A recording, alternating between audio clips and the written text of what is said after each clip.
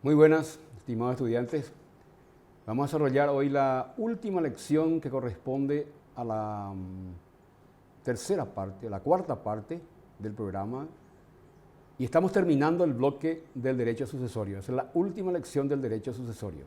Vamos a estudiar legados y fideicomisos, que son figuras del derecho sucesorio, del derecho que tiene que ver con la disposición patrimonial a los resultados de la muerte de una persona que es dueña del patrimonio, y el legado se introduce y el fideicomiso se introduce dentro de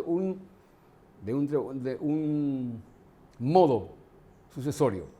Todos sabemos que el modo sucesorio tiene dos vías: el testamento, que es cuando redacta un documento y deja herederos, y el otro es el ab intestato, o sea, la sucesión no testamentaria. Ab es una negación en latín.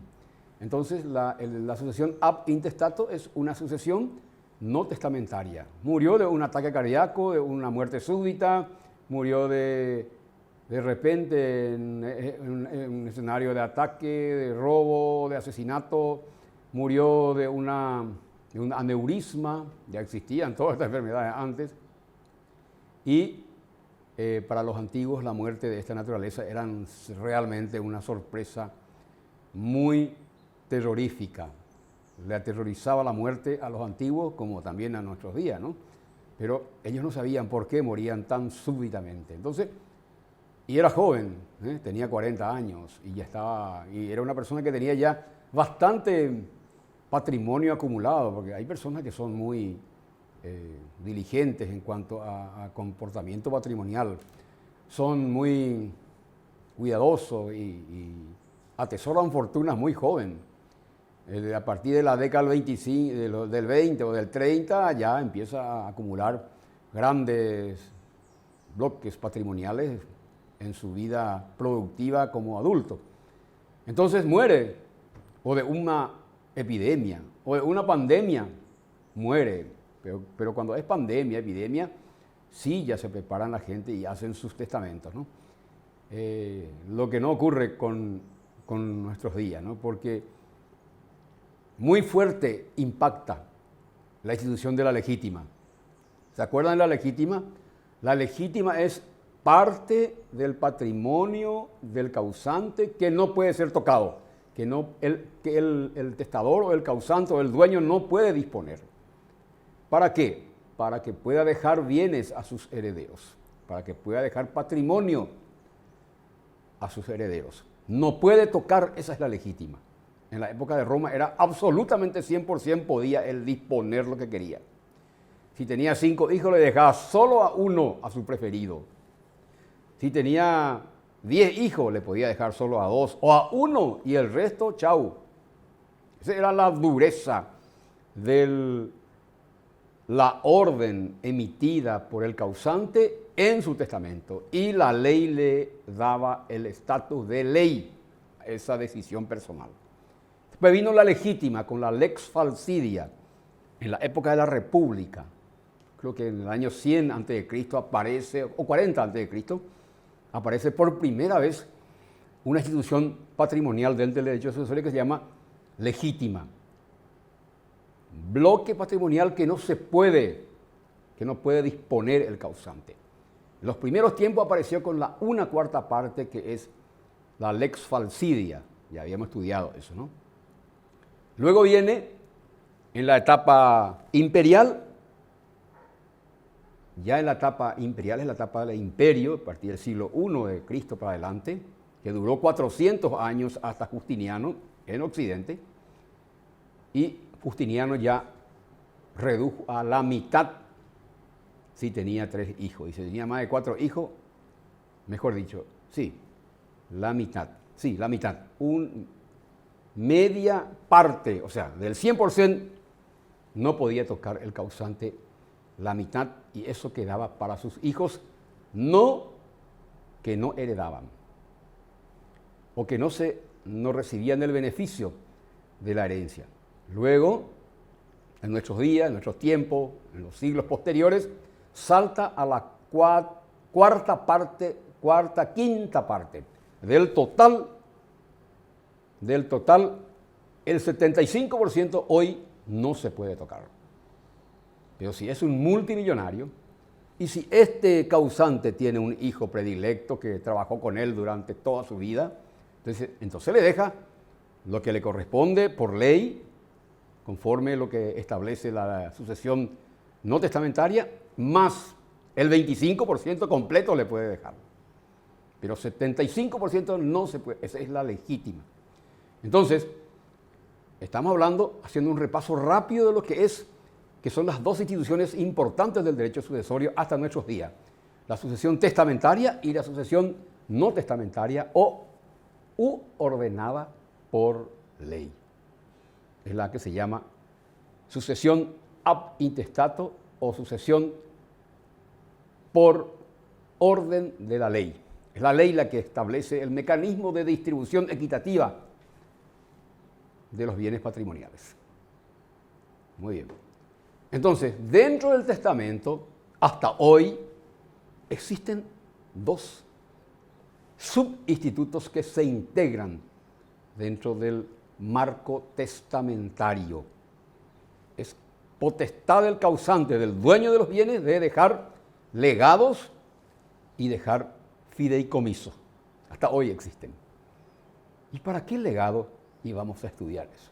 Es muy interesante lo que vamos a aprender hoy porque tiene que ver con la perspectiva de la profesión. Porque, señores, en el mundo civil, donde van a ganar mucha plata como profesionales, es cuando se te entrega un caso sucesorio de un importante hombre que ya desapareció. Entonces hay que saber estas cosas. Vamos a estudiar legado y fideicomiso. Hasta ahora hay fideicomiso internacional también en el derecho internacional. Hay fideicomiso privado, que es lo que realmente vamos a estudiar ahora, que dejan los grandes magnates, en su testamento le deja a una fundación, legado a una fundación, fideicomiso a una fundación. Un banco en Paraguay era fideicomiso de un banco, el Banco Transatlántico Alemán. Era por la vía del fideicomiso. Y la gente y los economistas a veces no saben el origen y la naturaleza de estos institutos. Y a veces tocan de oído. Nosotros los que estudiamos derecho conocemos con propiedad porque conocemos el origen. ¿Y dónde está el origen aquí? En el derecho romano. Quien sabe derecho romano, sabe derecho. Quien sabe derecho romano, conoce el derecho. Siempre repito a mis alumnos.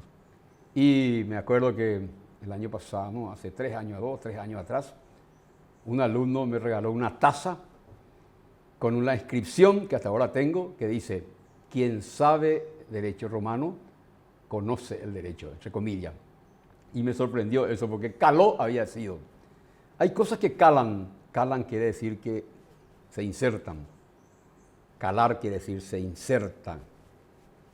Hay una frase muy famosa que dice, haciendo alusión a Jesús y a la pasión de Jesús. ¿Qué quiere decir la pasión de Jesús? Buena pregunta, ¿no? ¿Qué quiere decir pasión? Pasión originariamente significa dolor.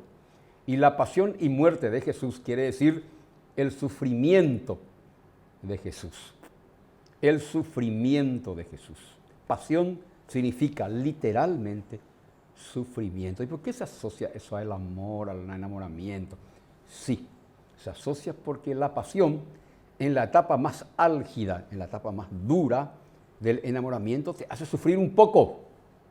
Todos hemos experimentado esa sensación de querer estar con el sujeto, con la persona que vos elegiste para amar. Y esas cosas, o cuando se dan los amores imposibles, ahí la pasión se potencia. Cuando no se puede estar con la persona a quien vos le amás perdidamente, entonces esa es una pasión. Solo que con el tiempo la expresión pasión se ha distorsionando y llevando al campo de la connotación un poco sexual, y no es tanto así. Pasión es sinónimo de dolor, por eso se dice pasión y muerte de nuestro Señor Jesucristo. Estas cosas son importantes entender bien. La semántica es un campo de la lingüística que resulta demasiado importante porque ahí es cuando uno habla con propiedad. Hay que hablar con propiedad, no tenés que decir disparate, porque cuando la persona que entiende lo que estás diciendo y vos estás usando en otro sentido, dibuja una pequeña sonrisa esa persona en su rostro. ¿Y por qué dibuja un poquitito así, un gesto así, casi imperceptible de sonrisa? Eso se llama ironía. Y dice en su mente, este joven o este señor, a pesar de su edad, no sabe lo que dice. Eso tenemos que evitar. Tenemos que hablar con propiedad, chicos. Tenemos que hablar con expresiones precisas. No es que uno se hace del ñembo estilizado, no. Hay que hablar con propiedad, quiere decir, hay que expresarse con precisión. Por ejemplo, la palabra formidable. Formidable tiene varias connotaciones semánticas. Semántico quiere decir significado de las palabras. Y tiene en el campo de la lingüística, es un campo denso. Señores, la lingüística es uno de los campos de la ciencia más profundo que ustedes se pueden imaginar. Nació en el siglo XX, en la primera década del siglo XX, con un gran pensador francés. Tengo yo su libro. Es muy interesante, es el precursor de la semántica, de la lingüística, de la semiología, de la semántica, semiología, lingüística, son partes de la lingüística. Disculpe que le digo esta cosa, pero a mi estilo siempre he dado un poco de orientaciones sobre estas cosas en mis clases. Solo que no pude más este año, no me conocen en ese aspecto, porque esto es muy importante para un docente. El docente no solamente tiene que desarrollar su clase, tiene que también iluminar un poco a las mentes jóvenes para que los jóvenes se inspiren y eso le hace que su pensamiento vuele y tome cuerpo en la capacidad de pensar y en la capacidad de imaginarse. Sin imaginación no hay creatividad. Sin imaginación no hay vuelo del pensamiento. Si vos no te imaginás, sos un croto.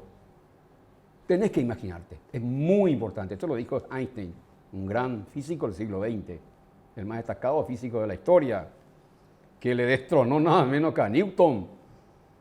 Sin imaginación no hay saber, porque el saber nace con la intuición. Después vamos a hablar, si nos da tiempo, de las escalas del saber que en su momento le voy a explicar. Bueno, chicos, disculpen esta larga disquisición. Disquisición quiere decir una expresión en paréntesis del contexto de lo que uno quiere hablar. Siempre las personas que tienen un cierto grado de cultura y de capacidad de transmitir saberes o conocimientos, usa esta técnica que se llama disquisición, o también se le dice digresión. Digresión es igual a disquisición y es muy importante porque esto matiza el desarrollo de un contenido cuando uno está hablando en público o está hablando ante un círculo más amplio de personas. Entonces, quien le interesa lo que digo va a tomar carta del asunto. Y eso saben bien todos mis exalumnos. Que después, cuando grande, cuando ya adulto, cuando ya se me acerca y me dice, profesor, hay cosas que yo no me olvido, lo que usted dijo. ¿Por qué yo soy así? Porque así dice en su recomendación desde 1992 la UNESCO. La UNESCO es la Organización Internacional de las Naciones Unidas para la Ciencia, la Educación y la Cultura. Cuando dice qué recomendaciones técnicas tiene que ser para la ciencia, dice estas cosas que estoy diciendo. El docente debe tocar temas que no son de su asignatura y eso tiene que incluirlo dentro del campo de las digresiones o de las disquisiciones. Bueno, vamos al grano nosotros. Disculpe que me esté extendiendo mucho, pero no importa. Legado y fideicomiso. Contenido de la unidad. Primero vamos a desarrollar el legado y después en segunda parte el fideicomiso. El legado, concepto, ¿qué es el legado? Vamos a entender bien. Formas de legar, 4 formas de legar. 2 no me dice ahí, pero hay 4. La reducción de las formalidades, que vamos también a estudiar brevemente en el espacio de evolución. Clases de legados. Adquisición de los legados, eso no me interesa. Quitamos eso. El sexto sí, invalidez de los legados, ab inicio y por causas posteriores. Este es el campo que vamos a desarrollar. Todo docente debe y está obligado por las técnicas de desarrollo de los contenidos según los protocolos de la didáctica, debe empezar siempre con una exposición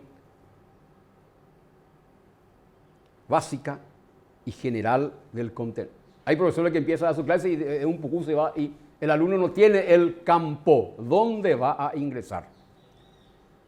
Comparen lo que estoy diciendo con los otros profesores. Muy pocos son así porque no llevan a la práctica lo que aprendieron, todos hicieron didáctica universitaria, que es una disciplina que se creó en los últimos 15, 20 años.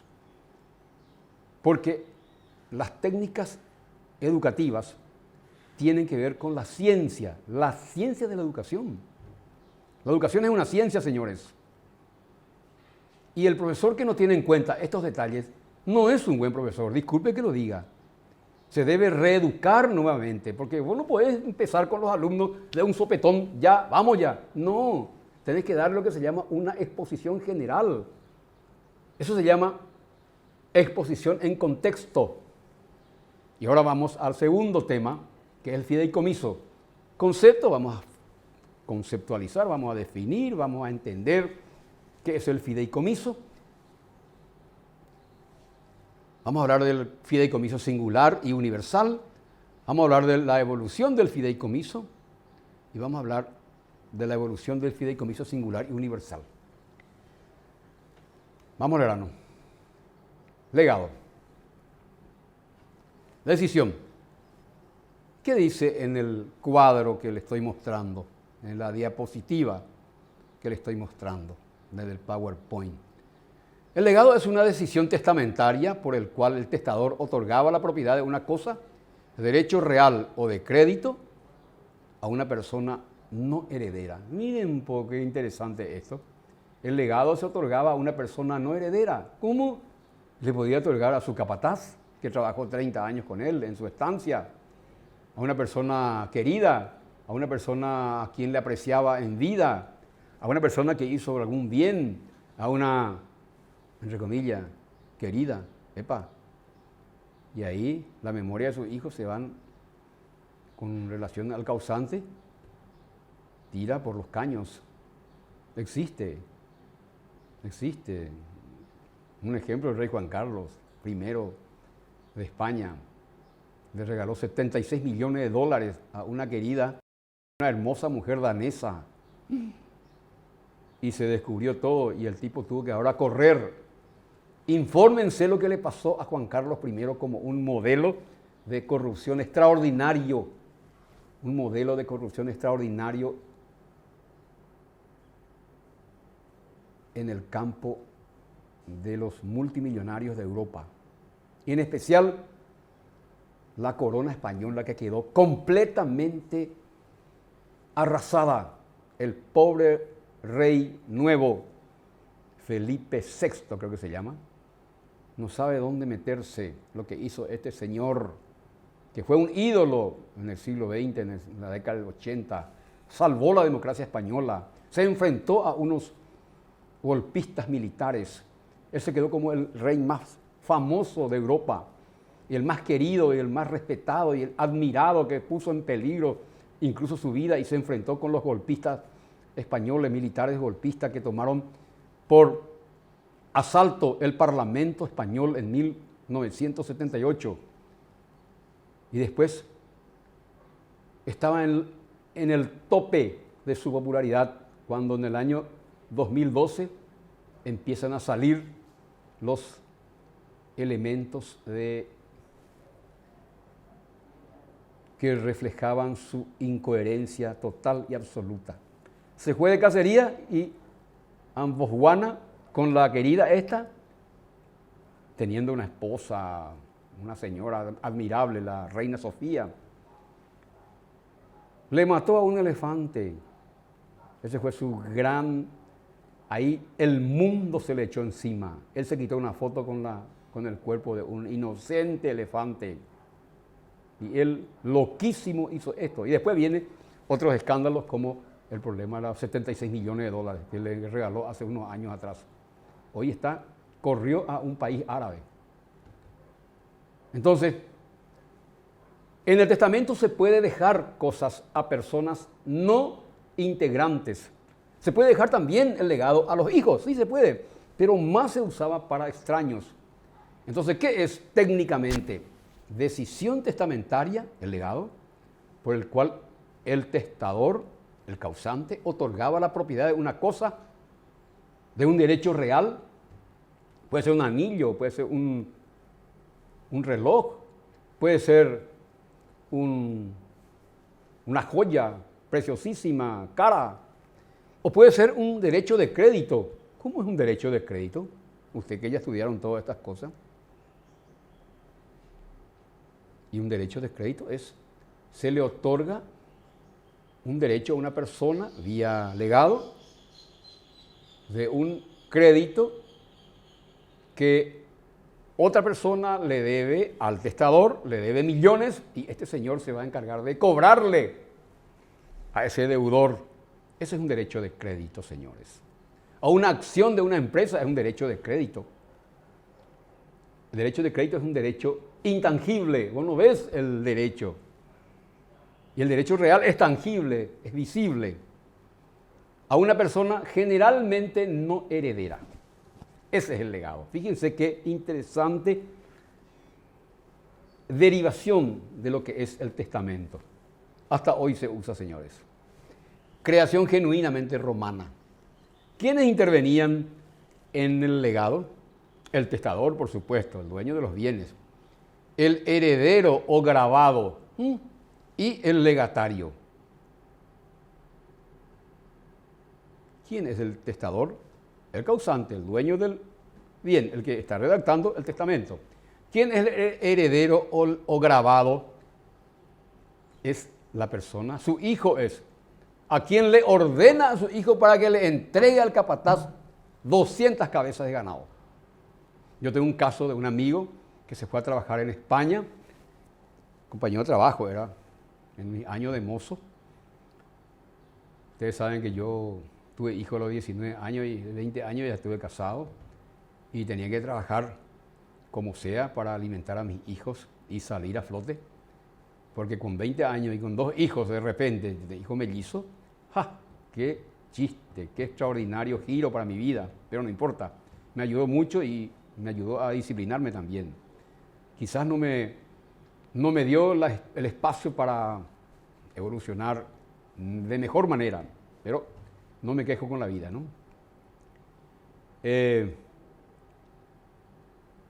Muere mi papá, somos 8 hermanos, y a mí se me designa en el legado que yo tengo que entregarle los derechos reales, las cosas, o los derechos de crédito al ¿quién? Al legatario. Y este amigo, que era mi compañero de trabajo, fue a trabajar a España, fueron los primeros antes, fueron a trabajar a España, y ellos crearon una guardería para ancianos. No existía en Madrid una guardería para ancianos. Y ellos crearon dentro de su capacidad de innovación. Y tenían como 15, 20 ancianos que le cuidaban. Venía de mañana y le llevaban a la tardecita sus hijos. Ustedes saben que en Europa al pobre anciano le llevaba para no llevarle a un asilo, le llevaba a una guardería. Y le tuvo como 7, 8 años cuidándole a un señor, limpiándole la cola y todas esas cosas, higienizándole. Un trabajo como cualquiera, ¿no? Después, buen día, muere el señor, le avisan que muere su cliente, un dinero menos, ¿verdad? Un ingreso menos. Lloraron todos, dice, lloramos todos con mis compañeros, dice, era uruguayo el muchacho. Él me contó después cuando vino a visitarme. Un excelente muchacho. era homosexual, pero excelente persona. Una vez estábamos hablando de cine. Es importante que ustedes escuchen estas anécdotas que siempre suelo contar. Estábamos hablando de cine, porque a mí me gusta mucho el cine y sobre todo el gran cine de todos los tiempos, ¿no? Generalmente, ¿no? Porque cine es cultura, señores. El que no sabe cine no entiende lo que es la cultura general. Bueno, esta es una recomendación para ustedes también. Cine es cultura. Es como literatura, es como arte, es como artes pictóricas, es como saber geografía, es como saber ciertas cosas. En forma general hay que saber muchas cosas, porque eso matiza la calidad de la vida. Bueno, y estamos hablando de la muerte violenta de un director de cine célebre en la época hasta hoy, Pier Paolo Pasolini, autor de películas inolvidables, difíciles, intelectuales entre comillas, muy difíciles, pero una inmensa minoría nos gustaba. Fíjese en la expresión paradójica. Paradójica, ¿qué dije? Anoten, investiguen. Esa expresión paradójica, inmensa minoría, es una ironía. O sea, poquitos somos los que sabemos estas cosas. ¿Por qué? Porque nos interesa estas cosas. Es lo que se llama cine intelectual. No es tan sencillo el mundo del cine. Hay películas muy difíciles de entender. Pero son demostraciones geniales de los grandes directores. Es la manifestación del arte a través del séptimo arte. Muy bien. Y le digo, ¿qué te parece la muerte de este director? Le dije, Pierre, un jovencito, y dice, igualito que la muerte de Versace también. La misma cosa fue. Casi calcado. ¿Se acuerdan ustedes del caso de Versace? Del creador del imperio económico, de este gran estilista, modisto, Versace, que vivía en Miami. Hay una serie de Netflix que se llama Versace, muy interesante. Y entonces le dije, ¿qué te parece? ¿Qué te pasa? ¿Qué te parece la muerte de Pier Paolo Pasolini? Y eso, qué bárbaro, estos fanáticos, que esto, bla, bla, bla. ¿Y qué te parece la homosexualidad? Le dije, con todo respeto a posibles personas que pueden estar en el grupo, ¿no? 10% de la población mundial y 10% de la población paraguaya es homosexual. Así, es una realidad innegable. Entonces, y me dice, me mira bien, Lulio, me dice así, tiene una voz así medio impostada, era medio marica, como se dice. Disculpe la expresión también. ¿Sabes qué? Me tiene muy cerca esa... Yo desconfiaba, él pero tenía unos gestos así. Me tiene muy cerca esa respuesta, me dijo. Y ahí me quedé así. Tenía 21 años y nunca hablé con una persona de esa característica. Y parece que me asustó. Y después no le hablé más como 3 o 4 días. Y un día me dice, che, Lulio, me dice, ¿por qué? ¿Qué pasó con nuestra conversación? ¿Te asustaste de mí? Me dijo. No, le dije. No. No te vayas a preocupar conmigo, me dijo. Vos no sos mi tipo, me dijo. Entonces, este se fue a España, murió su cliente viejito. Después de 4 meses viene, señor, no me acuerdo su nombre. Usted es fulano de tal aquí, le trae un documento. Sí, yo soy, señor. Pensé que me iban a llevar preso, me dijo. Trae un testamento, le dijo. Eran escribanos que traen el testamento, abren ahí y, mejor dicho, le muestran el testamento y dice, aquí la señora fulana tal era su cliente aquí, que usted le ayudaba a cuidarlo durante 8 años y le dejó un legado, le dijo. ¿Qué? Le dijo. Usted recibió un legado. 50 líneas de vid. Vid era dueña de un gran establecimiento vitivinícola, o sea, un establecimiento de uvas. Era productora de vinos la señora y toda la familia. Le dejó 50 líneas de vid. Vid son las plantas del viñedo, de las uvas. No se dice uva, se dice vid o viñedo. Uva es la fruta. Se asustó. ¿Qué es eso? Yo no entiendo qué es. Discúlpeme, le dije, yo no entiendo. Usted es dueño de 50 líneas hasta morir. Le dejó, sí, por todos los servicios que le hizo de limpiarle, de cuidar, alimentarle, de esto, de aquello. La señora le adoraba. ¿Cómo que se llamaba? Eusebio, creo que se llamaba. Y con ese dinero que él recibía cada año por la venta y la fabricación del vino, él se paseaba a todo el mundo. Murió ya, él era un hombre mucho mayor que yo. Se paseó a todo el mundo. Ese es un legado. ¿Se dan cuenta cómo es el ejemplo lo que vale? No basta saber conceptos. El concepto es para que vos entiendas más o menos. Lo que uno hace que entienda en derecho son los ejemplos. Por cada instituto jurídico le vamos a pedir ejemplos, señores, para el examen. Por cada instituto jurídico estudiado, defina característica, efecto. Esa es la característica del examen. Defina característica, efecto y un ejemplo. ¿Quiénes eran intervinientes en el legado? Testador, heredero, que tenía que entregar. ¿Y por qué dicen grabado? ¿Qué quiere decir grabar en el lenguaje técnico del derecho? Grabar quiere decir peso. El heredero recibía el peso de entregar la cosa. Grabado en hipoteca, grabado en prenda, dice. Grabar quiere decir algo que pesa encima. Y el legatario es la persona beneficiada. Característica. Tenía cláusulas accesorias. Cláusula accesoria tenía el testamento. Era una disposición voluntaria. Era revocable. El testador podía revocar. El testador podía revocar. O revocable después de la muerte. ¿Cómo? Por nulidad. No era capaz el legatario y se revocaba, se anulaba. Capacidad tanto del testador como del heredero. Era una orden imperativa. Característica entonces, imperativo, se cumplía porque tiene fuerza de ley, la voluntad del testador. Tenía capacidad, debían tener capacidad ambos. Se podía revocar, era voluntario, por supuesto, y se introducía el legatario dentro de una cláusula accesoria. Formas de legar. 4 formas de legar. Pervindicación en las 12 tablas. El antiguo legado ya estaba en las 12 tablas. En las 12 tablas de la ley del derecho romano. ¿Y cuándo aparecen las 12 tablas? En el 460 aproximadamente antes de Cristo. ¿Cuántos años tiene? Por favor, 2460 años. Estamos estudiando una cosa que no sé, de la arqueología jurídica, pero es importante.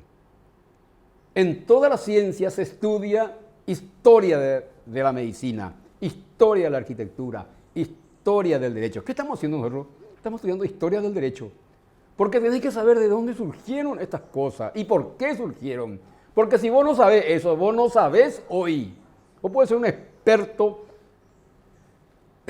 abogado, especialista en derecho sucesorio, pero si vos no sabés derecho romano, no estás entendiendo el asunto. Del por qué. Estás estudiando, estás sabiendo hoy el qué, pero no sabés el por qué. Vos tenés que saber el por qué, el origen, el qué de hoy y qué es el efecto del por qué, del qué. Eso es la ciencia, señores. En todas las ciencias, cada disciplina científica tiene una parte histórica, porque la historia es demasiado importante. Si vos no conoces la historia, no sabés lo que es hoy. No entendés. Esto es muy importante, chicos y chicas. Hay que aguzar la mente. Aguzar la mente quiere decir, así, mantenerlo en alerta total. Eso es una característica. Y estas cosas, si ustedes toman el guante, ¿qué quiere decir la expresión toman el guante? Es sinónimo de desafío y viene del boxeo. Tomar el guante, vamos a pelear. Eso quiere decir la toma de guantes. Vamos a pelear. ¿Qué es lo que vamos a pelear? Estas cosas que le digo, internalicen, para que les sirva de por vida lo que les estoy diciendo. Per vindicacionem, per damnacionem, es muy simpático esto, señores. Tiene una característica hasta de humor lo que les voy a contar. Porque si yo le digo así en forma muy acartonada, así, no van a aprender esto, van a aprender por la vía del humor. Per sinendi modo y per preceptionem. Esos nombres los derechos romanos, a muchos les hizo ya llorar. Aquellos que no entienden esto. Y no quieren entender porque no sé, porque por necio, por supuesto, la necedad, la estulticia. Anoten la palabra estulticia. Viene del latín estulticia. Anoten la palabra estulticia. Estulto es sinónimo de necedad. Hay un libro, señores, sobre la estulticia. Una joya del humanismo del año 1516-20 por ahí, que escribió un gran pensador holandés, anoten, Erasmo de Rotterdam. Así, pues esas luces del siglo XV que iluminó a la humanidad. Erasmo de Rotterdam. ¿Qué libro escribió? El elogio de la locura. El elogio a la estulticia. Eso es. ¿Qué analizó él? Analizó la estupidez. La estulticia es la estupidez. Es divertidísimo el libro, se van a morir, para no decir cagar, disculpe la expresión, se van a cagar de risa. Hay cosas que te da miedo. El libro, no tenés que tener miedo del libro, es un opúsculo. Los grandes libros, los pensamientos más genuinos de la humanidad se escribieron en libros chiquititos. Teoría de relatividad. Ahí tienes un librito así chiquito.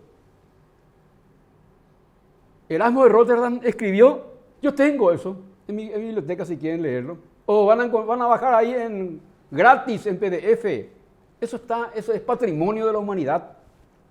Si ustedes leen Elogio de la Locura, se van a morir de risa, se caga de risa de todo, de los obispos, de los cardenales, de los pensadores, de los profesores. Es lo que se llama una verdadera humorada contra todos.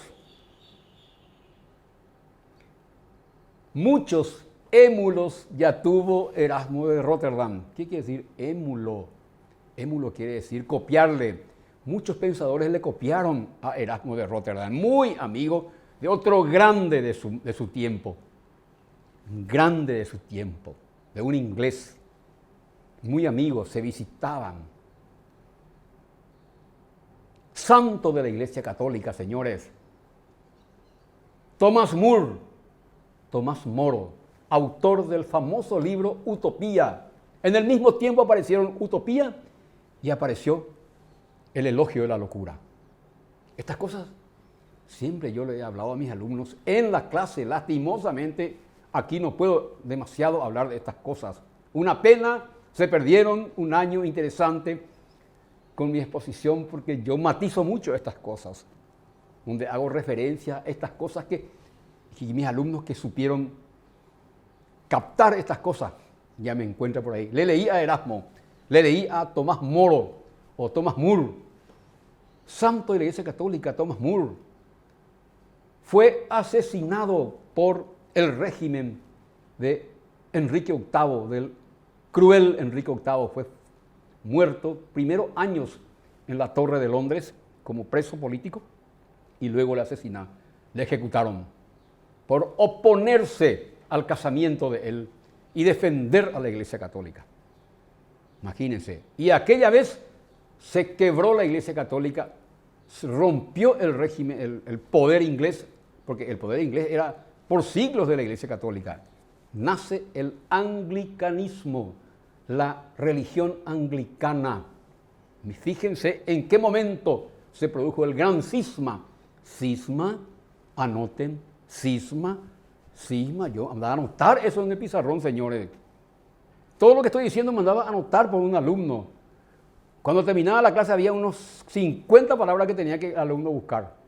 Cisma quiere decir desprendimiento, crisis grande, y se produjo un cisma en la Iglesia Católica.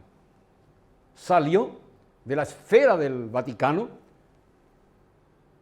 la poderosa Inglaterra de la época. Creó una nueva religión, muy igual, casi similar al esquema o al modelo de la Iglesia Católica. Quiero que le lean a Thomas More, una luz del pensamiento occidental, con su obra Utopía, y quiero que le lean a una luz del pensamiento occidental, eso que construyó la civilización occidental, señores. Las bases de la civilización occidental están en estos pensadores. Nace la era de los grandes pensadores. Después vienen, en ese siglo vienen Diderot, Rousseau, Montesquieu, Hobbes, Locke, esos grandes iluministas que sentaron las bases de una nueva humanidad, de una nueva era de la razón. Erasmo de Rotterdam era un anticlerical número 1, antivaticano. Por supuesto, ¿de dónde nació? En Holanda. Holanda y esos países son cunas de Calvino, cuna del gran productor del cisma de la Iglesia Católica. ¿Quién fue? Martín Lutero.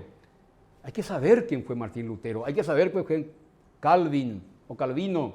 No Calvin Klein. No, señores. Calvin Klein viene de ahí, de Calvino, del gran suizo que fue compañero de la ruptura de la Iglesia Católica, porque la Iglesia Católica tenía... Bueno, no importa. Señores, vamos por las formas de legar. No tenemos mucho tiempo. Legación, per vindicationem, stinandi modo, damnationem y per preceptionem. Vamos por el primero. Per vindicationem es la primera forma de legar. Es de 12 tablas. Transmitía algunas cosas del derecho real. El testador concedía directamente al legatario la propiedad quiritaria sobre un determinado bien. Te dejo la casa o 50 cabezas de ganado. El testador le deja al heredero y el heredero tiene que entregarle al legatario. Ese es. Y el legatario, si no le entregaba, por supuesto, el heredero no quería entregarle. ¿Qué pucha, mira, ¿a quién le vamos a tener que darle 50 cabezas de ganado y hay 200 nomás? ¿Qué es lo que es eso? Está loco este señor, este es nuestro papá. Estaba chiflado. Miremos lo que hace. Le deja una cuarta parte de los ganados. ¿A quién? Al capataz. Capataz medio esclavo. No era esclavo, pero medio esclavo. También, si era esclavo, porque los esclavos eran administradores, le manumitía y le dejaba, señores. Le manumitía y le dejaba. Veían el video aula de la vez pasada. Y él tenía que entregarle. ¿Y por qué le llaman vindicaciones? Ahí lo que tenés que entender, la palabra. Vindicar quiere decir pedir. Vamos a reivindicar los derechos de los homosexuales, vamos a reivindicar los derechos laborales, vamos a reivindicar los derechos de los estudiantes en esta universidad. Vindicar quiere decir pedir, reclamar. Ya entiende lo que quiere decir vindicación, ¿verdad? ¿De dónde viene la palabra? Del por qué te enseña la historia. Entonces, el legatario, el beneficiario, que se llama legatario, no le daban, o sea, hacían todo el ñembo. Acudía entonces al pretor y le exigía que le entreguen porque había que cumplir la voluntad del testador. Quiere decir que si no le entregaban, el legatario reclamaba, porque no le quería entregar. ¿Qué pucha? ¿Quién pico quiere entregar? Viene. Ese es la legatus o legado per vindicationem. El otro, per damnationem, es más terrorífico todavía. Legado obligacional, jaque. Damnaciones quiere decir que le va a dañar ¿a quién? Al heredero. Le va a dañar al heredero. ¿Quién? El testador le va a dañar. Una carga le va a dejar al heredero. Se impone al heredero y que favorece al legatario. Cosas corporales, incorporales o personales. ¿A qué? No solamente ya cosas corporales, incorporales. Con las cosas incorporal se dio Marangatú. Incorporal quiere decir derechos creditorios. ¡Qué carga! ¡Qué gravoso! Ya, gravamen quiere decir carga. Ya anote en su cabeza, futuro abogado. Van a todavía remar unos cuantos para llegar a la cúspide, a la cúspide momentánea de la carrera. Termina la carrera, empieza otro más feo todavía, que es evolucionar en la profesión. Ahí lo que vas a estudiar. Ahí lo que vas a estudiar en forma. Si querés ser un buen abogado, por supuesto. Si no, macana, vende tomate, que también es digno. Con título vende tomate la gente. Estudiaba ahí, guau. No sirve para nada. Y queda su título por la pared de su casa, pero para alimentar su ego nomás. Y vienen sus amigos, pues abogado, mira, pues yo nunca trabajaste, pero no me gusta porque es un mundo sucio. Con eso él quiere justificar su... ¿Qué es lo que quiere justificar? Su mediocridad. Muchos justifican su mediocridad diciendo este mundo sucio del derecho. ¿Qué? Es sucio, sabemos. ¿Ustedes creen que la arquitectura no es sucio? ¿O que los médicos no operan gripe? ¿O que los odontólogos no te hacen una historia así fantástica y te cobran no sé cuánto? O el ingeniero te cobra todo el presupuesto, te infla. Toda la ciencia hay bandidos y sinvergüenzas, señores. Solo es donde más se siente es en el derecho. Porque el derecho maneja justicia y eso es lo doloroso. Pero no justificar nunca ese mundo del derecho sucio, esos corruptos jueces. Si hay corruptos jueces, tenés que entrar a luchar entonces, señores. Vos sos un cobarde. Sos un cobarde entonces. Hay mucha gente que se recula ante los problemas y en vez de enfrentar, mete su cabeza y hace la política del avestruz. ¿Qué hace el avestruz? Para no mirar, mete bajo la tierra su cabeza, pero deja su feroz cuerpo afuera. Hay muchas cosas que tenemos que hacer cuando somos profesionales mañana, señores. Entonces, damnación es, su palabra ya lo indica, dañarle al heredero para que le entregue cosas, derechos impersonales o derechos creditorios o incluso personales, dice. Su caballo preferido le deja como legado a este hombre que le raspó durante 5 años a ese caballo hermoso árabe. No queda a sus hijos, queda al legatario. De terror es damnación. Legado obligacional, dice. Todos son obligacionales, pero hay obligaciones aquí más finas, más específicas. Eso es per damnationen. Yo pienso que damnaciones viene lo de dañarle a quién, al heredero. Dejarle con un clavo al heredero. ¿Y quién es el heredero? Su hijo. ¿Y qué tiene que hacer el hijo? Y le tiene que entregar. Tiene un gravamen, tiene un peso encima. Este damnaciones se refiere a objetos que nunca estuvieron en el patrimonio del testador o sobre las cuales el testador tuviera solo la propiedad bonitaria. Socorro, está más feo todavía ahí. Le ordena al heredero que deje parte de su dinero, de lo que tiene el hijo, que no es del testador, le castiga a su hijo. Sinvergüenza, dilapidador, pródigo. ¿Qué quiere decir hijo pródigo? Ustedes saben, ¿se acuerdan la Biblia? El hijo, la parábola. ¿Parábola? ¿Qué quiere decir parábola, señores? Escuchamos varias veces, ¿no? Anoten, investiguen. No les puedo yo decir cada rato qué es lo que quiere decir la palabra. Ustedes tienen que... Demasiado cómodos son algunos. Es lo que se llama la cultura de la oralidad, la cultura ágrafa. No quiere lo leer. No quiere, tiene como ahí en segundo, tiene en su teléfono. Pero no quiere hacer eso. Porque es un caigüe de primera. Más le gusta, Instagram. Disculpen. Qué terror que soy, ¿verdad? Ustedes no me conocen como profesor presencial, señores. Bueno, le obliga al testador a pagar de su dinero o le obliga al heredero, le obliga a que compre de un tercero para que le entregue al legatario. Por eso es damnaciones. Qué terror, señores, esto es para las naciones. Dura época de la voluntad omnímoda. ¿De quién? Del testador. Omnímoda. Me imagino que ustedes saben qué quiere decir omnímoda, ¿no? Anoten. Yo no tengo por qué explicarle cada rato. ¿Usted cree que yo vine a propósito para crearle problema aquí, usar unas palabras raras? No, no son palabras raras, es hablar con precisión. Vamos, el tercero, primero es per vindicacionem. Tercero es damnacionem. De esto, de aquello, de cualquier lado me vas a quitar para darle al legatario. Per sinendi modo, derecho del legatario de adquirir cosas del testador o del heredero. Le ordena a entregar al heredero, al legatario, y el legatario tiene derecho procesal de, bueno, voy a atacarle al heredero para que me entregue cosas de él.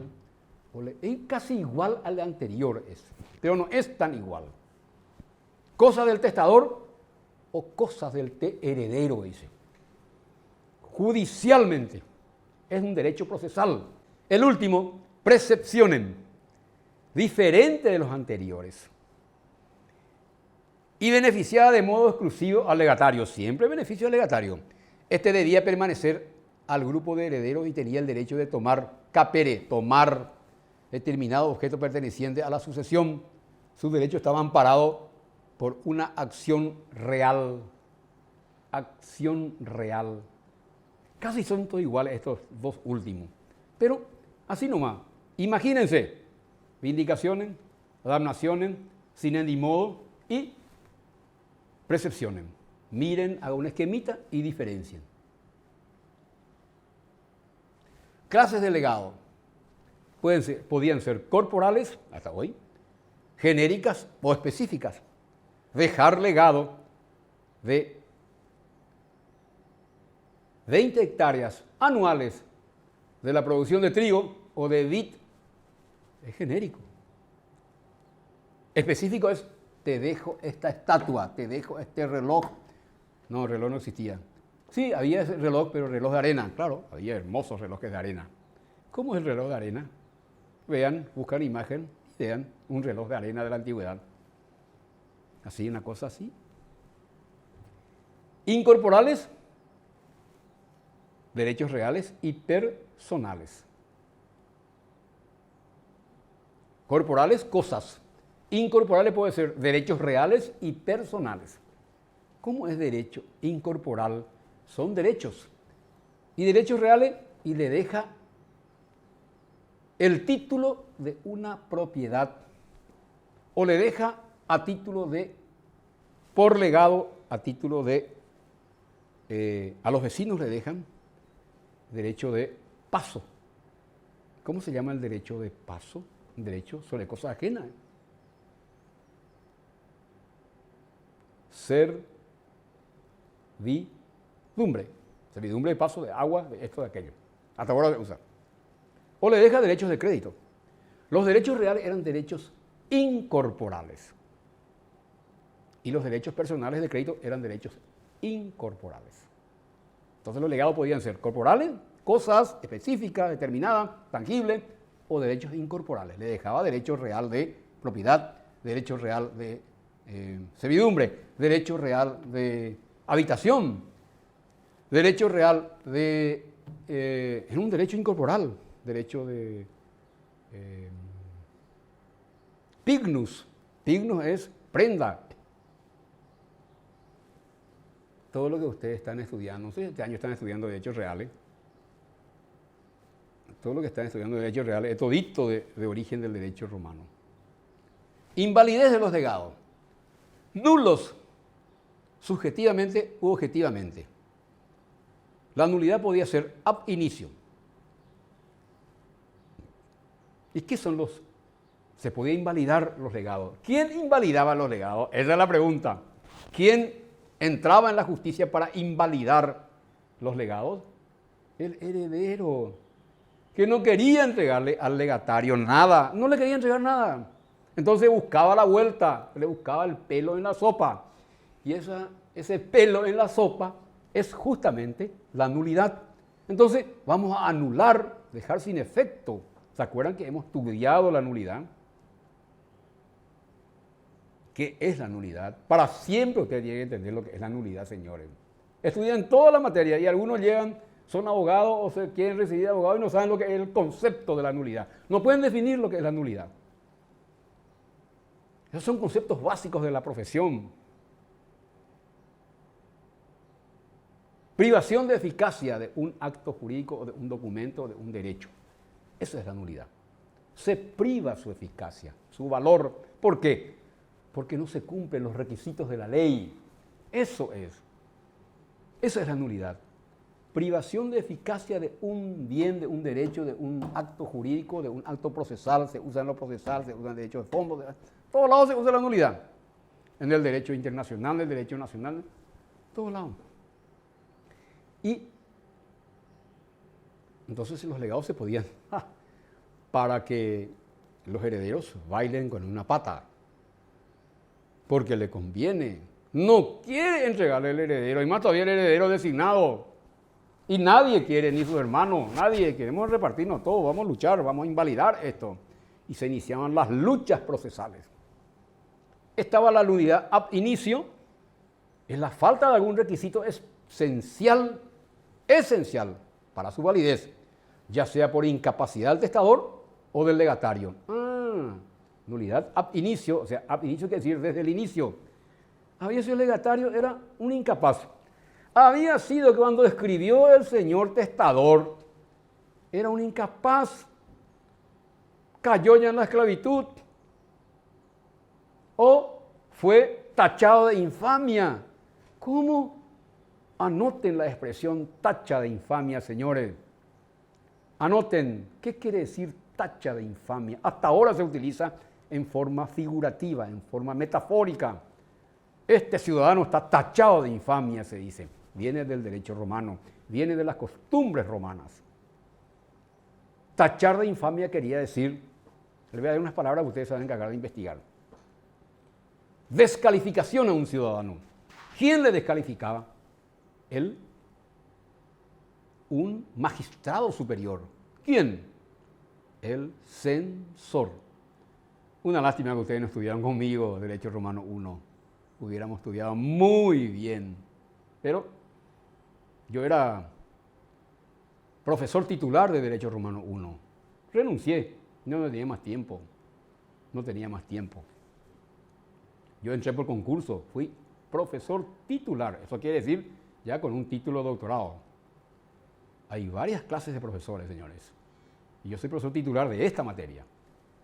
En la escala de docentes del estatuto de la ley de la UNE está el profesor, el primer rango del profesorado, todos son importantes, pero el primer rango básico por el cual alguien arranca en la docencia en la UNE está el ayudante de cátedra. ¿Qué puede ser? El ayudante de cátedra puede ser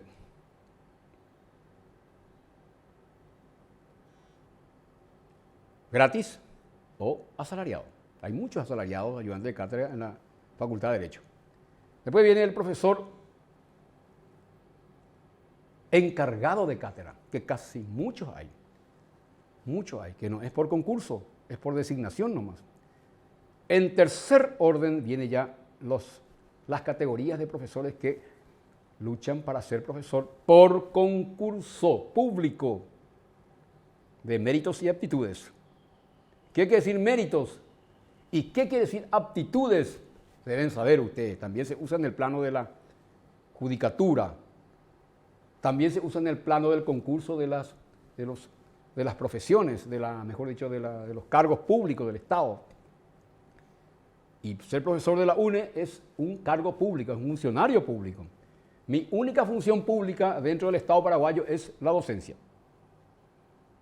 Y lo llevo con mucha honra y honor. Estoy por terminar mi ciclo. Después de haber enseñado más de 25 años. Ustedes todavía no están ni en proyecto. Bueno, le digo con mucha honra porque es una labor muy interesante de un poco iluminar a los jóvenes, de menor a mayor grado. Hay algunos que iluminan bien, hay otros que no tanto, pero casi todos iluminan, mis colegas, casi todos. Eso es nuestra labor. Entonces, ayudante de cátedra es sin concurso, encargado de cátedra es sin concurso.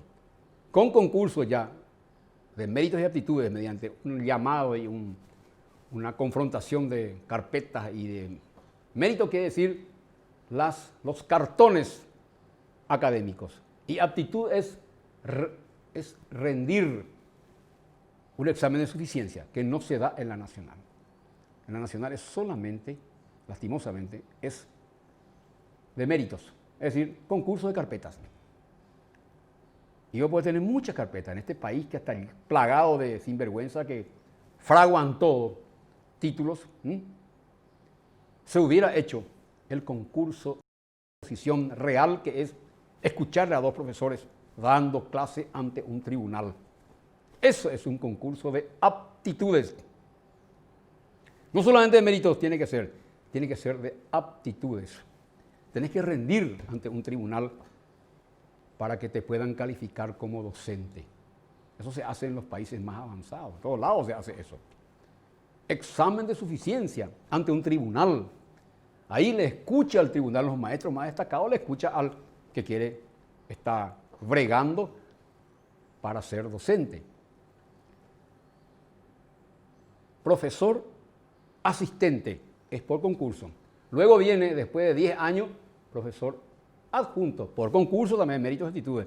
Y finalmente el profesor titular, que tiene 15 años como mínimo y tiene que tener doctorado, que también es por concurso. Profesor ayudante de cátedra, encargado de cátedra, va subiendo en los años. Profesor asistente, del titular, profesor adjunto, del titular y el profesor titular.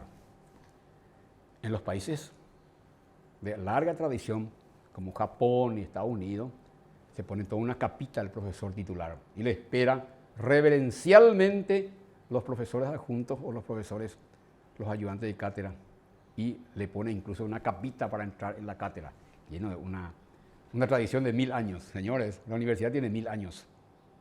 Muy interesante Y ahí no se usa los títulos en Europa y Estados Unidos. Señores, ahí no se usa título. Se usa título en la universidad nomás. Afuera no se le dice doctor, ingeniero. No se usa. No tiene por qué usarse los títulos.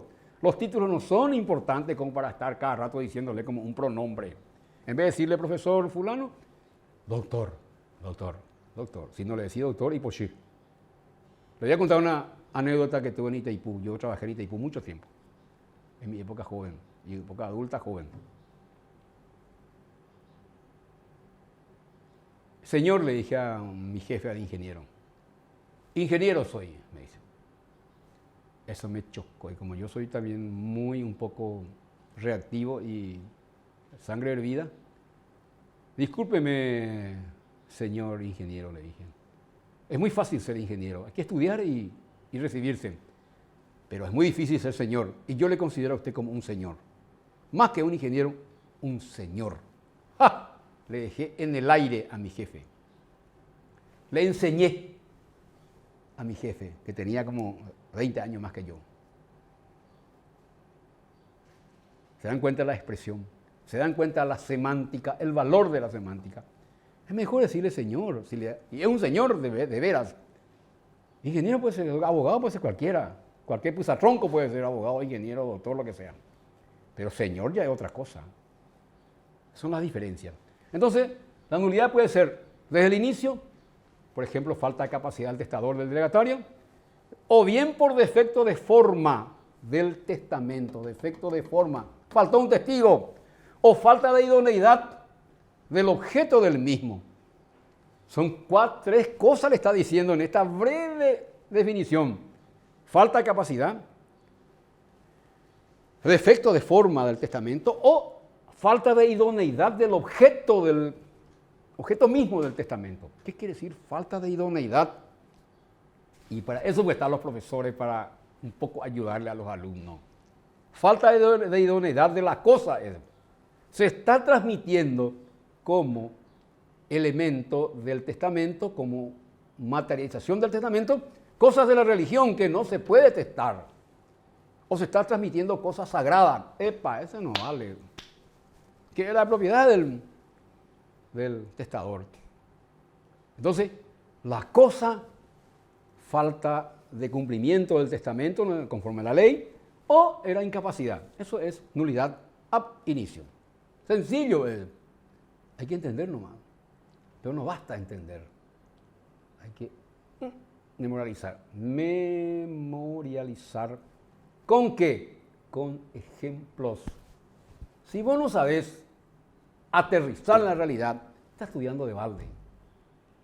No te va a servir en la profesión nada si vos no materializás, no aterrizás en la profesión, en las cosas. Entonces, cosas que no corresponden, fuera del jus commercium, está transmitiendo. Eso es nulo. Un objeto sagrado está transmitiendo. Y los herederos no quieren que se vaya eso al legatario. Entonces, plantean una nulidad y él no tiene nada que hacer. El juez tiene que juzgar a favor de los herederos. ¿Y en contra de quién? Del legatario, del beneficiado. ¿Entendieron lo fácil que es? Anulable, después vienen los anulables por causas posteriores. Perecimiento del objeto legado sin culpa del heredero. Estaba llevando el heredero una estatua de mármol veteado ahí de la cantera de Carrara de Italia, que adoraban los herederos eso. No se imagina lo que son las estatuas, señores, de mármol veteado rosado.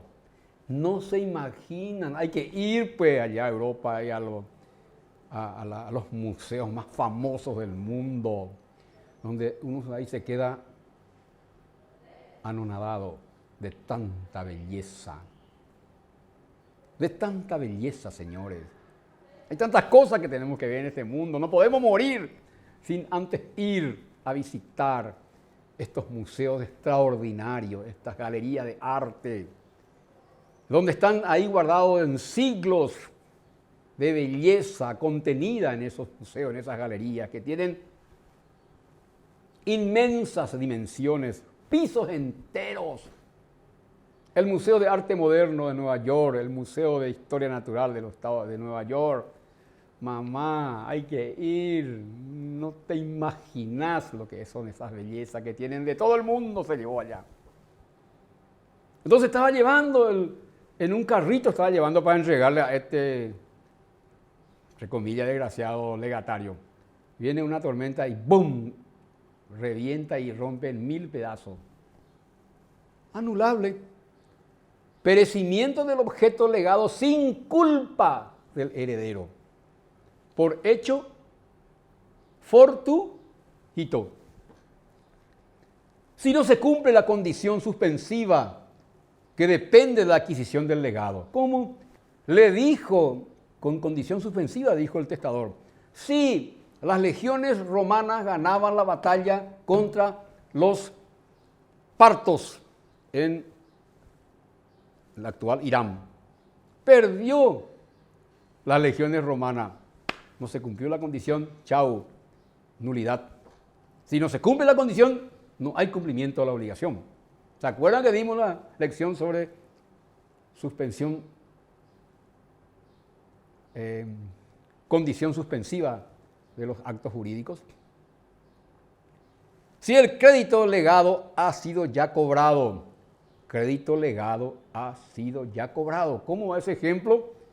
Y yo le traslado, le entrego, dejo mi testamento, un crédito a mi capataz o a mi amigo del alma, porque mucha gente tiene amigos del alma. Le entregó un crédito de 10.000 o 100.000 sestercios que me debía otro un tercero. Pero resulta que había sido que ya, cuando teníamos que trasladar eso, ya se pagó todo el crédito. ¿Y por qué vamos a estar dándole un crédito que ya se pagó todo? Eso es. Último, eso causas posteriores. Si el legatario premuere al testador, obvio, el legatario premuere. ¿Qué quiere decir premuere? Muere antes del testador. El legatario murió de un fulminante ACV, accidente cerebrovascular, antes que el testador. Quedó nulo. Aquí lo que le va a salvar a usted es el ejemplo. Señores, yo cuando rendí Derecho Romano 2, estudié 2 meses. Teníamos profesores de la época de la dictadura de Stroessner ultra exigentes. Pero así también nos obligó a estudiar. ¿Por qué? Y eso me llevó a ser docente de esta materia, porque es es muy interesante. Vamos al último, fideicomiso. Fideicomiso también era una disposición testamentaria muy especial, medio parecido al legado, pero no era. Vamos a hablar de clases, vamos a conceptualizar, vamos a entender lo que es, así como estamos entendiendo el legado, vamos a entender de las clases, vamos a entender del fideicomiso singular y universal, la evolución del fideicomiso de ambos. Hablando ya del legado, salté algunos temas. Cuando yo salto algunos temas es porque no me interesa. Por lo tanto, no están obligados a estudiar. Acuérdense eso, cuando yo salto algunos temas es porque deliberadamente estoy evitando para que ustedes estudien también, ¿no? No estudien. Vamos a hablar del fideicomiso, señores. Proviene del latín fides, que quiere decir fidelidad, que quiere decir fe, y commissus, quiere decir comisión. Se le comisiona por confianza a alguien para entregar cosas. ¿A qué? Ese es el fideicomiso. Crédito, esto, aquello. Entregar, es un intermediario el heredero. Fideicomiso se usaba en los testamentos y en consecuencia era un contrato si está mal aquí, un contrato entre el heredero y el beneficiario. Había 3 personas entonces, otra vez, igual que el legado. Vamos a ver quiénes son. ¿Quiénes eran las partes del fideicomiso? Fideicomitente, hasta ahora existe el fideicomiso, señores. Ustedes lo que van a aprender hoy, ya van a aprender por la profesión. Hay gente que ni sueña, es abogado y ni sueña que es un fideicomiso, ni entiende. Y hay fideicomiso también, obvio, del derecho privado y hay fideicomiso en el derecho internacional. Eran genios estos romanos que crearon todas estas cosas. Unos genios eran. Desarrollaron extraordinariamente y dentro de un contexto de abstracción crearon estas figuras jurídicas. Un contexto de abstracción. No sé, sorprendentes eran los tipos. Sorprendentes eran estos creadores del derecho. ¿Por qué sorprendente? Hasta el punto en que uno de los más grandes filósofos del siglo XIX, uno de los 4 grandes filósofos de la filosofía, Leibniz, George Wilhelm Friedrich Leibniz, Jorge Federico Leibniz. Cuando vos estás en la galería de los grandes, hay como 200 filósofos en la historia hasta ahora, y está entre los 4 más grandes, quiere decir que fuiste un hombre que dejaste un legado, entre comillas, extraordinario. Dijo Leibniz, que era un gran filósofo, por supuesto, y un gran matemático, creador del cálculo infinitesimal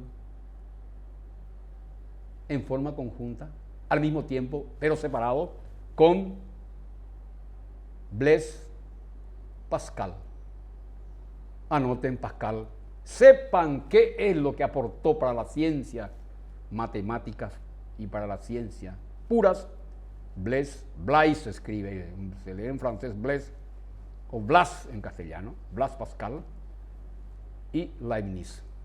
Dos grandes genios de la humanidad que ayudaron a crear el cálculo infinitesimal. Es parte de la ciencia, del mundo de las matemáticas, que hizo posible la creación de la ciencia de los grandes números. Cuando se habla de los grandes números, estamos hablando de las estadísticas. Las estadísticas. Y estas tres partes en el fideicomiso están. ¿Quiénes son? Fideicomitente, que es el causante, el que hacía el testamento. El fiduciario, fide quiere decir fidelidad, fe, y comisus quiere decir comisión. El que tenía que hacer la tarea de la entrega de la cosa, heredero que realizaba la entrega, heredero yeuma. Y el fideicomisario, el beneficiario del bien o del derecho. Hasta ahora se usa, señores, el fideicomiso internacional se usa muchísimo a nivel de los negocios en el mundo de las empresas. En el mundo de las empresas se usa el fideicomiso de modo muy recurrente. Vamos otra vez entonces. ¿Estamos entendiendo? Sí, yo estoy seguro que están entendiendo. Porque si no entienden esto que les estoy hablando, es que ya no sé qué es lo que voy a hacer más. Me voy a cortar las venas con un pedazo de teja vieja. Concepto de fideicomiso. Consiste en la transferencia de un bien mediante testamento. Así nomás. Corporal o incorporal. Corporal. Entiendan bien lo que quiere decir en el mundo del derecho. Quiere decir corporal, cosas específicas. Incorporal son los derechos, que pueden ser derechos reales o derechos personales, también denominados derechos obligacionales o derechos de crédito. Operaba cuando el causante quería beneficiar a una persona, el dueño, el testador, quería beneficiar a una persona que no podía ser instituida por no tener capacidad para heredar con respecto a ese testador. Dice claro ahí, en amarillo le estoy poniendo. No era el heredero y no podía dejarle cosas porque no era heredero y no utilizaba el legado, sino el fideicomiso, en cuyo caso designaba a un heredero capaz, rogándole quiere decir por rogación. Rogación quiere decir te pido que le entregue. Pero eso te pido que le entregue, rogación. Te pido que seas mi hijo y toda tu familia.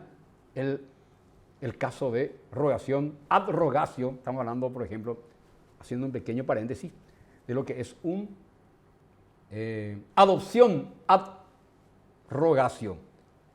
Pasaba el pater con toda la familia como filio familia. Es la adopción ad rogatio.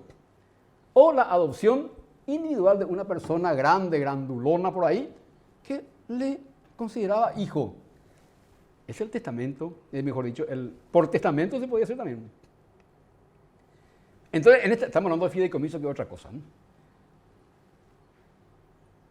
El causante quería confiar o beneficiar a alguien la entrega de ciertas cosas o derechos porque no tenía capacidad. ¿A quién quería confiar? ¿A quién quería otorgarle la cosa? No tenía capacidad para ser un heredero. Entonces, le rogaba al heredero. Rogar quiere decir pedirle, pero en síntesis no es pedirle, es ordenarle por ley. ¿Cómo que ordenarle? Testamento. Que a su muerte le entregara la herencia a quien él realmente tenía intención de beneficiar. Entonces, hablamos de fideicomitente, fiduciario y fideicomisario. Hasta ahora se usan esas palabras técnicas en el mundo del derecho. Ese heredero que recibía las instrucciones se llamaba fiduciario, que era el intermediario, vamos a decir. Y el que iba a recibir los bienes por obra del fiduciario se denominaba fideicomisario. Comisario quiere decir comisión, comisus quiere decir, comisus quiere decir, comisionar quiere decir realizar una tarea. Por medio de fidelidad quiere decir cumplir cabalmente y porque tenía confianza en él. Clase de fideicomiso. Universal, podía existir un fideicomiso universal. Todas las cosas del causante, ñande yara. Qué gravoso, ¿para quién? Para los herederos. Que comprendiera toda la herencia. Qué potestad feroz que le otorgaba la ley al testador. Qué épocas duras, ¿no? Hasta que vino la lex falcidia y cortó un poco las alas a esa potestad soberana, omnímoda. Omnímoda quiere decir toda su capacidad. ¿De quién? Del causante. Y, bueno, pero lo más usual era el fideicomiso particular. Es decir, una porción alícuota del acervo sucesorio o particular similar a un legado. El legado siempre era una porción determinada de cosas o bienes o derechos. También había legados universales. Lo universal es todo, todas las cosas que es universal. Y particular es una parte de los bienes del causante le entregaba al fiduciario para que el fiduciario le entregue al fideicomisario, es decir, al que recibía el beneficiado, que el beneficiaba con los bienes. Porción alícuota hasta hoy se usa en castellano, quiere decir una parte. Alícuota parte. Usen, anoten esa expresión. Alícuota parte quiere decir una parte del todo. Entonces había fideicomiso universal y particular. Hoy todavía persiste el fideicomiso particular. Y se usa a nivel incluso internacional. Esas empresas que tienen sedes por todo el mundo y se le otorgaba vía fideicomiso a una empresa que funcionaba en Francia, que es norteamericana, y ahí le entregaba por fideicomiso el dueño de todas las cosas para que realice algunas actividades y se beneficie tal institución, una institución que atiende a los niños, por ejemplo. Por fideicomiso le entregaba cosas. O por legado. Evolución. 3 evoluciones vamos a estudiar. Evolución 1, evolución 2 y evolución 3 del fideicomiso. La primera evolución interesante, era muy fuerte el fideicomiso universal, hasta que en el siglo I del imperio, en la época del famoso emperador Nerón, sale una ley, un senado consulto quiere decir ley del senado trebeliano, dictado en el gobierno del emperador Nerón, asimiló al fideicomisario al heredero. No le querían pues entregar al fideicomisario, al beneficiado. ¿Quién no le quería entregar? El fideicomitente, el heredero grabado. No le quería entregar. Gran 7. Entonces, ¿qué hizo esa ley? Le dio el estatus de heredero al fideicomisario. ¿Para qué? Para accionar la vindicación de los bienes. Eso nomás es. Una ley sale a favor del fideicomisario. ¿Y quién es el fideicomisario? El beneficiado del fideicomiso.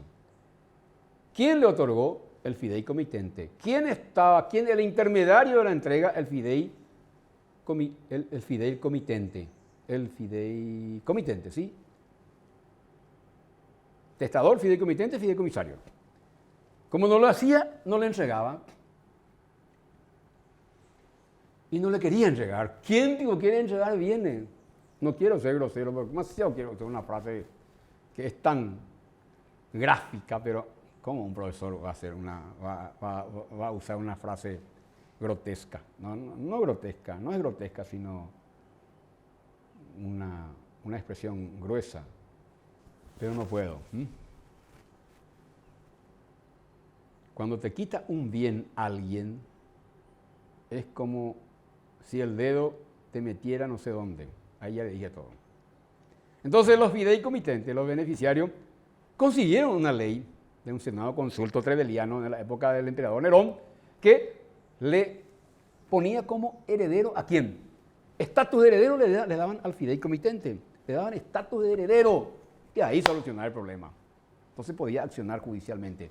La evolución 3, unas décadas después, en el mismo siglo, el fiduciario podía ocurrir que rechazara la herencia al no tener compensación por las molestias que le ocasionaban.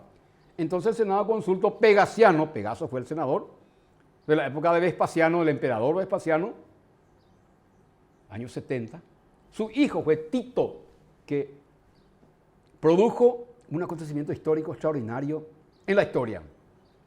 ¿Qué produjo? Fue el comandante militar jefe de las legiones en Judea, el hijo del emperador Vespasiano, que se llamaba el general Tito, produjo el acontecimiento más extraordinario y que marcó para siempre a un grupo de la humanidad, a un grupo étnico de la humanidad importante, los judíos. ¿Qué hizo Tito? Como era imposible tratar y gobernarle por el comportamiento social de un pueblo díscolo. ¿Qué quiere decir díscolo? Y díscolo quiere decir que no se queda quieto. Un pueblo insurgente, un pueblo rebelde por naturaleza. ¿Quién? Los judíos. No le aguantó más a los judíos y le pidió Tito, el hijo de Vespasiano, en el año 72 de nuestra era, y generó un acontecimiento histórico que marcó a un grupo humano para siempre. Ordenó la diáspora. Anoten, ordenó la diáspora. La famosa diáspora de los judíos. ¿Qué quiere decir diáspora? Destrucción de toda la ciudad de Jerusalén, del famoso templo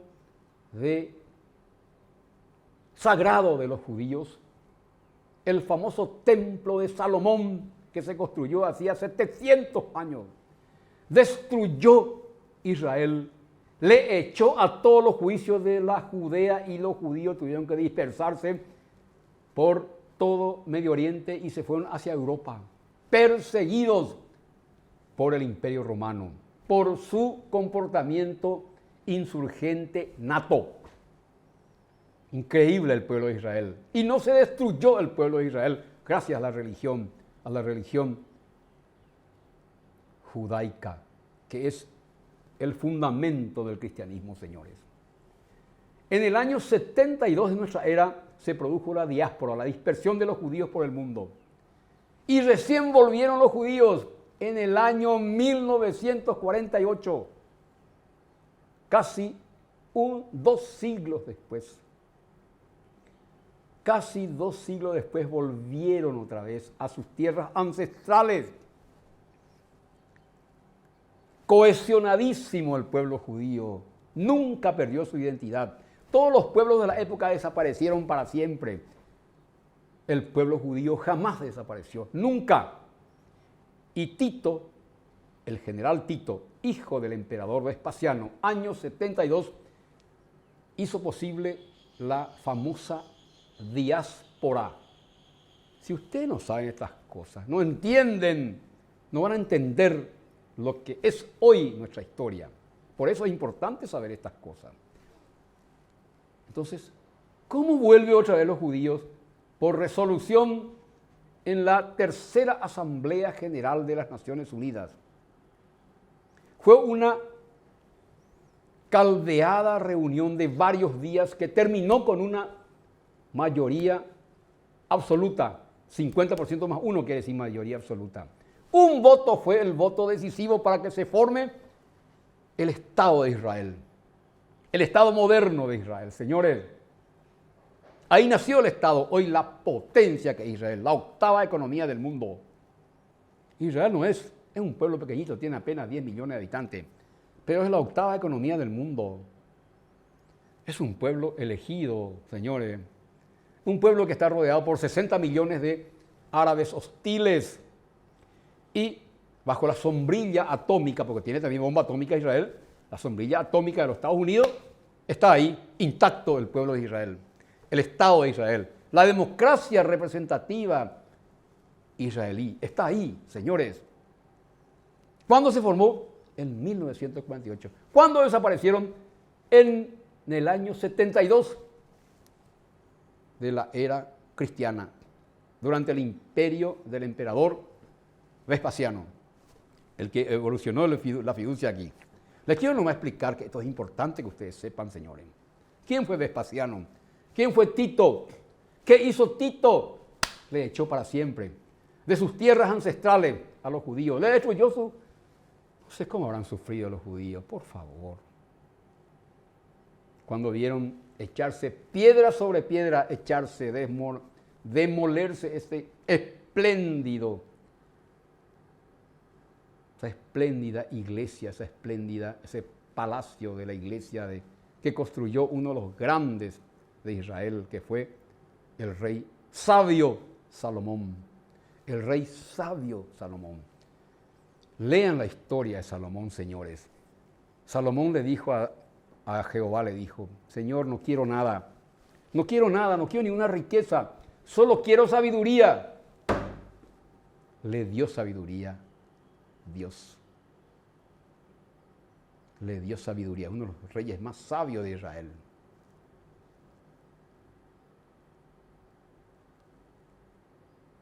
Estudien la historia de Israel, señores.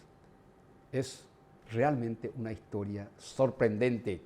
¿Dónde surgió el pueblo de Israel? Surgió en Ur.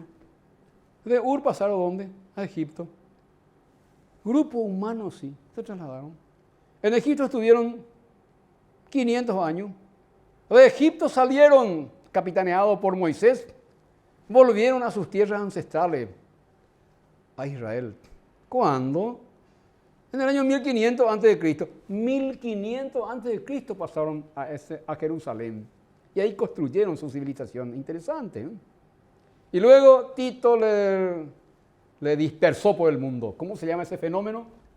Diáspora. ¿Cuándo volvieron otra vez a sus tierras ancestrales? Volvieron en 1948 por orden de la Asamblea General, la tercera Asamblea General. Ustedes van a estudiar en Derecho Internacional Público. La tercera Asamblea General de las Naciones Unidas, por la diferencia de un voto. ¿Quién fue el que votó por un voto? ¿Quién desniveló y creó el Estado de Israel? Ustedes saben. ¿Vos sabés, Andrés? Paraguay. Por eso Paraguay es amado por Israel, porque le dimos el voto decisivo para que puedan volver a ser Estado, políticamente un Estado. Muy bien, y en esa época, en la época de Vespasiano, mejoró la situación de la cuestión de la fideicomiso. El fiduciario, el beneficiario, podía ocurrir, mejor dicho, el intermediario, que es el fiduciario, podía ocurrir el fenómeno de que rechazar la herencia. Yo no le quiero entregar a este fideicomisario. Entonces, rechazo la herencia. ¿Se acuerdan que podía rechazar la herencia en esa época ya? Al no tener compensación por las molestias que le ocasionaba el entonces, que le ocasionaba esta carga. El fiduciario, ¿qué hacía? Maniobraba y rechazaba la herencia para no entregarle al fideicomisario, al beneficiario. Entonces el Senado Consulto, apareció un Senado Consulto pegasiano, Pegaso se llamaba el senador, que creó una ley, se aprobó en el Senado, de la época de Vespasiano. Le conté ya la historia de Vespasiano, porque es importante saber quién fue Vespasiano, y le otorgó Vespasiano los beneficios de la ley Falcidia, por lo menos eso. Le dijo Vespasiano en su ley, en la ley, Senado Consulto Pegasiano, dijo, por lo menos una cuarta parte que quede para los herederos. Que no se le entregue todo a los fideicomisario, a los beneficiarios del fideicomiso. Por lo menos una cuarta parte en ella Yamila heredero fuera, para no dejarle todo, no dejarle en bola, como se dice vulgarmente. ¿Para qué se dejaba una cuarta? Para pagar los gastos del trámite del intermediario. Era fin del siglo I, años 70 aproximadamente. Y entonces la primera evolución fue unos 20, 30 años antes, que le otorgaba el estatus de heredero para reclamar. El segundo, Vespasiano, le limitaba con una cuarta parte quedaba una cuarta parte para los herederos. Sí, era un fideicomiso universal. Y la última parte de la evolución del fideicomiso era en la época, ya 400 años después, en la época de Justiniano. Mantuvo Justiniano la retribución de la cuarta parte falsidia a favor del fiduciario, a favor de los herederos, para no entregarle todo en bloque, y le otorgó al fideicomisario una acción real contra todos. Al fideicomisario, al beneficiario le otorgó una acción real contra todos para obtener su herencia, deducido del cuarto del fiduciario ya citado. Le dio entonces una acción al beneficiario del fideicomiso para una acción procesal real para recuperar y para que vaya realmente a parar a él los bienes del fideicomiso. Siempre deducido, manteniendo siempre la lex falsidia, la cuarta parte de la legítima.